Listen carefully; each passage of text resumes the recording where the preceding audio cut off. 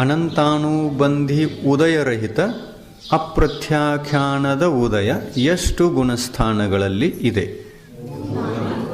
3ನೇ ಮತ್ತು 4ನೇ ಗುಣಸ್ಥಾನದಲ್ಲಿ ಇದೆ.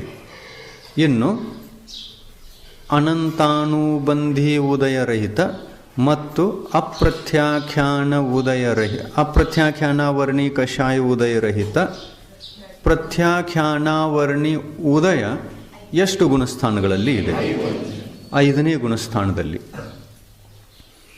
ಇನ್ನು ಅನಂತಾನುಬಂಧಿ ಅಪ್ರತ್ಯಾಖ್ಯಾನಾವರಣ ಪ್ರತ್ಯಾಖ್ಯಾನಾವರಣ ಈ 3 ಕಷಾಯ ಉದಯದಿಂದ ರಹಿತ ಸಂಜುಲನ ಕಷಾಯ ಉದಯಕ್ಕೆ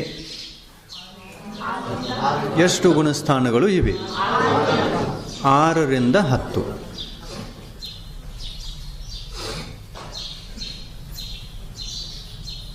ಉದಯರಹಿತ ಅಂತಂದರೆ ಇಲ್ಲಿ ಅಷ್ಟು ಉದಯವನ್ನು ಜಯಿಸಿದ್ದೇವೆ. ಎಷ್ಟನ್ನು ಜಯಿಸಿರ್ತೇವೆ ಅಷ್ಟು ಜಯಿಸಿರ್ತೇವೆ. ಮತ್ತು ಎಷ್ಟರ ಉದಯ ಇದೆ ಅಷ್ಟರಲ್ಲಿ ನಾವು ವೃತ್ತಿಗಳು ಅಂತ ಅನ್ನಿಸಿಕೊಳ್ತೇವೆ.